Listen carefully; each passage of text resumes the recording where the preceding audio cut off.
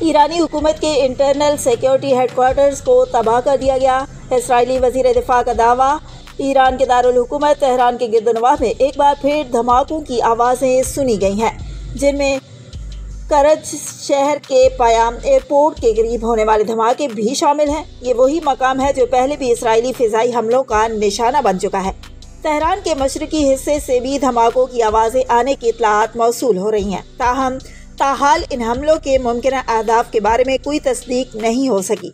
Report کے مطابق ایرانی حکومت کے ایک ترجمان نے تصدیق کی ہے کہ ملک کے کم از کم 2 بینکوں پر سائبر حملے کیے گئے ہیں۔ انٹرنیٹ پر وقتی پابندیاں اس لیے عائد کی گئی ہیں تاکہ سائبر ڈھانچے کو مزید نقصان سے بچایا جا سکے۔